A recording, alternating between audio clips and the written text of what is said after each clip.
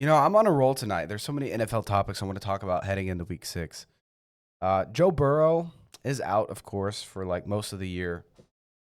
Even if I doubt he'll even come back this year if the Bengals are not in the mix. But they have literally set themselves up for not disaster, because I think they may be better off with Joe Flacco than Jake Browning. Maybe. But really, Joe Flacco may just be Jake Browning 15 years down the road. Not saying that, like, okay.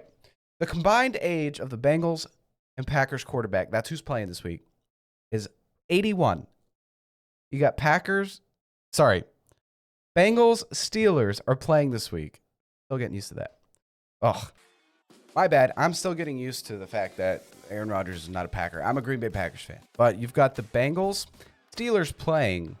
The combined age of the starting quarterbacks in that game is going to be 81. Joe Flacco 40, Aaron Rodgers 41, 81. It's like, that's got to set some NFL record, I think. We're going to have to look that up. We're going to like highest age starting quarterbacks. And wait, let's just go. Let's go look something like this up. There's my YouTube, by the way, if you want to look that up. Let's see if this gives us an answer. The highest combined age for starting quarterback matchup in the NFL game is 85 years, 30 days old. I remember it was a Tom Brady game, and Drew Brees was 43 years old and 41 years old. I didn't realize Brees played until he was 41, but I guess he did, didn't he? That was 5 years ago. Oh my gosh, has it really been that freaking long? Where does time go? 5 years ago. November 2020, this matchup between the Bucs and Saints surpassed previous record of 84 years, 243 days, which was also set by Brady and Brees the year prior to that. Well, okay, Aaron Rodgers and Joe Flacco are going to combine for an 81 years of age.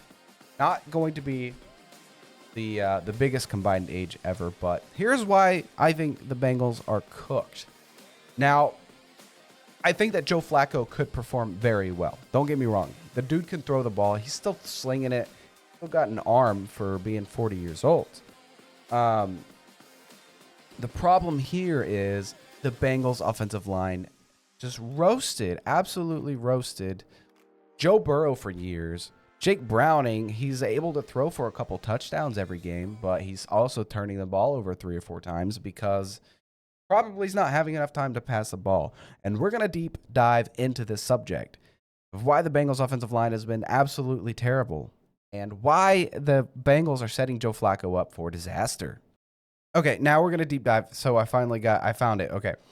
This is according to Fantasy Pros, so let's hope it's all pretty accurate here. You're looking at the 2024 season, right? Let's go ahead. Excuse me. Let's go ahead and look at the 2024 season here. Let's see. Joe Burrow ranked 3rd as in quarterback hits and sacks. Geez Louise. Is that how this is gonna work? Let's see. Pocket time. 2.2 seconds. Lord have mercy. What are advanced? Hang on, let's make sure we're doing this right. Okay, I think I found it. Times knocked down. 2024. Joe Burrow 69 times. Also sacked 48 times, led the league in sacked. Quarterback, 48 times, led the league in being knocked down 69 times. He was hurried. He was also hurried 38 times, which ranked 4th. Joe Burrow has been hit so many freaking times in his career. And the Bengals just don't get it. Like, they've tried to protect him. They've tried to sign some guys, but they haven't made those in-season changes, those during-season changes to really protect this guy. He's been sacked and hit more times than I think Andrew Luck was in his first, 6 years in the league. It's terrible. We're going to go to 2023. 2023. We're going to go to sacks. Or knockdown. Let's try knockdowns. Oh, wow. Was he not knocked down? I'm genuinely surprised if I don't see him on this list. Did they have a better year? Now, if they... Okay. Let's times sacked. I actually don't see him on the top 8. Oh, okay. Times hurried. Don't see him on the top 8. This is the 2023 season. Was he out for the 23 season? Let's go make sure. Hang on. This explains a lot. 2023. He only played in 10 games. Probably because he was hurt. Dude got hurt. He also got hurt his rookie season. So let's go to the 2020 season and see if we see the list on there. Because he started every game in 2021 and 2022. We're gonna check that out as well. Don't worry. We're gonna get to that. Let's gonna go to his rookie year. All right. And see times sacked. He's probably not going to show up because he missed 7 games. Yeah, he's not showing up. Times knocked down. Not showing up. Times hurried. Not showing up because he missed 7 games. That's totally fine. That makes sense, right? We're going to go to 2021. We're going to go to times sacked. There he is. 51 times sacked. Anytime he's played all 17 games, he is leading the league in sacked and hits. And dude. Joe Burrow ranked 4th. He got knocked down 49 times in 2021, coming back from a torn ACL. You're telling me this was an effort to try and protect the guy? You're telling me you're trying to protect the kid? That ain't protecting the kid. That's not This ain't cutting it, guys. This is not cutting it. Let's go to 2022, right? 2022. There he is again. Top 4. We're going to go to times sacked. Oh my gosh. 41 times sacked. We're going to go to knockdowns. 50 knockdowns. We're going to go to times hurried. He ranked 8. This offensive line has been piss poor, dude. Piss poor. He's one of the best quarterbacks in the league, and the Bengals refuse to take care of him. Now you're throwing Joe Flacco, a 40-year-old quarterback, behind that offensive line. And I hope they perform well. I really do. Are they playing the Packers or the Steelers? I'm an idiot. They're not playing the Steelers. They're playing the Packers. I knew they were playing the Packers because I'm a Packers fan, but I got talking about Aaron Rodgers earlier, and I got totally confused. I know the Green Bay Packers are playing. They're playing at Lambeau Field. Look at that. I'm an idiot. But all I can say is throwing Joe Flacco behind that offensive line against the Packers, who have had a better pass rush this year. It's not good. It's not good. Now, Joe Flacco has the potential to go out there and gunsling against the Packers secondary because, honestly, they've outplayed their depth. They have.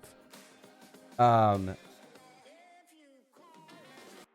realize I've also fudged up this whole video by talking about the Steelers when I knew Aaron Rodgers was on the Steelers, knowing that he wasn't any longer on the Packers. I just ignore that. If you made it past that, I apologize. If you stopped there and clicked out, I also understand.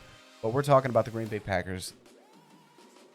Oh, Lord. Anyways, what do you guys think of Joe Flacco? Do you think it's smart to throw Joe Flacco, a 40-year-old quarterback, behind that offensive line? He's going to get just absolutely destroyed, you guys. He's going to get destroyed behind that offensive line.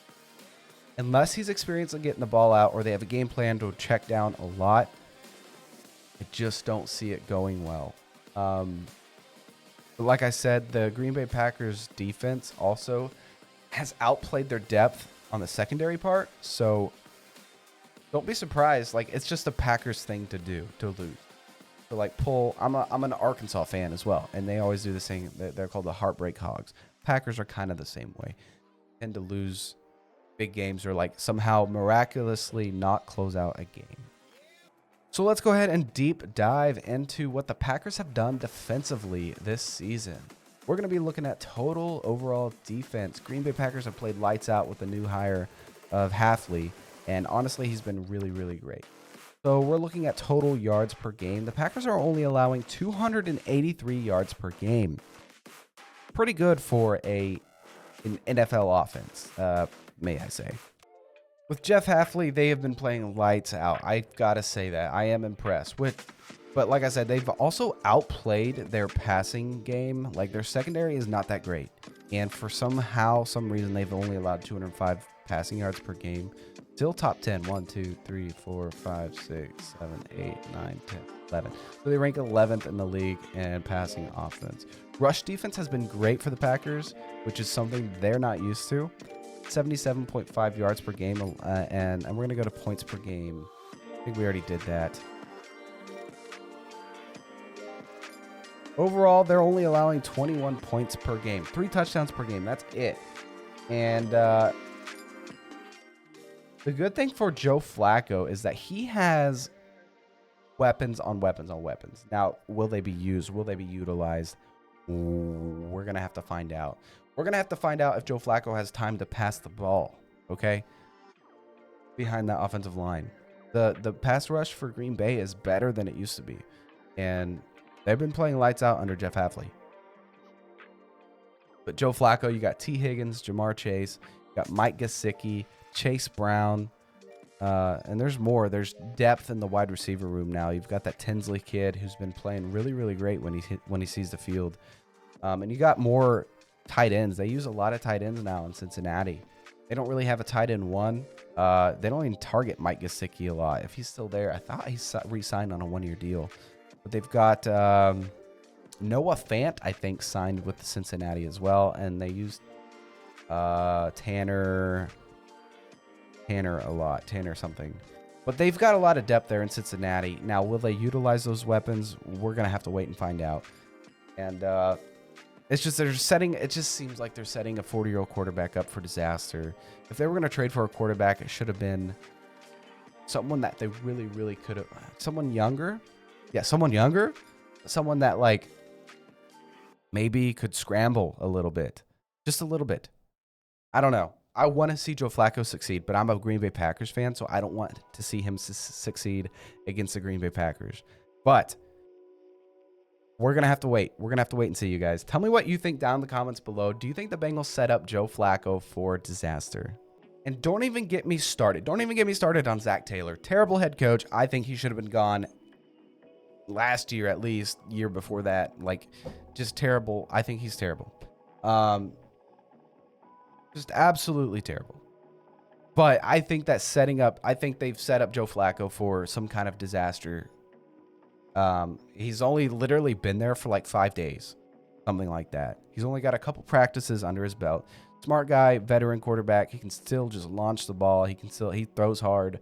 If you guys don't know much about Joe Flacco's arm, go and actually look at it. It's underrated. He had one of the best passing offenses when he was in Baltimore for like a couple years there. Back in like the early 2010s, he had a great passing offense. But the whole Zac Taylor situation, that's an entirely different video. But I just do think that the Bengals, they're going to have to game plan around like screen passes or running the ball a lot, which is going to be hard to do against this Packers defense that's only allowing 77 rushing yards per game, which is nuts, by the way. 77.5 rushing yards per game. So Chase Brown's going to have a hard time running the ball unless it's one of those games where they get vulnerable. But you guys tell me what you think. The game plan here is for the Bengals. I'm not really sure. A 40-year-old quarterback for the Bengals, 5 days in, trying to save the season until Joe Burrow comes back. There's younger options they could have traded for. Jameis Winston even. He's a gunslinger. Imagine Jameis Winston with T. Higgins, Ja'Marr Chase. He would have been slinging the ball downfield. You know Jameis Winston isn't scared of that. Even Russell Wilson, maybe. I think Russell Wilson's cooked. And I hate to say it, but even Russell Wilson still has a moon ball. Joe Flacco could still pass down the field. Don't get me wrong on that. Just the scrambling ability is I don't think is going to be there. And years past, Joe Flacco has been more pass prone or interception prone. So we're going to deep dive here into Joe Flacco, right? Just since he left Baltimore, he's throwing a lot of interceptions. He played a couple games for Denver, but let's go to where he actually started some games. He started for the Jets. Oh my gosh, for 2 years he played for the Jets. I forgot about this, man. Time is literally flying. He didn't perform too bad. 6 touchdowns, 3 picks. in a couple games appearances. But when he got back to actually starting, well, he started the game, so it looks like he's just been in the backup role. He hasn't even started. He went 2-1. I'm sorry. He appeared in 2 games, started 1 game for the Jets in 2021. 3 touchdowns, no picks. The year before that, 6 touchdowns, 3 picks, 6 touchdowns, 5 picks. But we're getting down to the Cleveland days, right? Cleveland days. 13 touchdowns, 8 interceptions. 12 touchdowns, 7 interceptions. So far in 2025, he's got 2 touchdowns, 6 interceptions. That's just a lot of picks over the last few years. But since he left Baltimore, he just hasn't. And he's always had double-digit interceptions. Like, look in 2013, at the age of 28, dude, he had only 19 touchdowns to 22 interceptions. That is not good. Just not good. You guys can deep dive into this if you want. Just look up his Pro Football Reference, age 40. That's all I can say. That's all I can say. Tell me what you guys think. Thanks for watching. Much love. And like I said, sorry about the whole Packers-Steelers thing earlier. I got a little confused, of course. Of course, I had to do that while I was recording. But leave your comments down below. If you made it this far in the video, make sure you smash that subscribe button. Much love. See you later.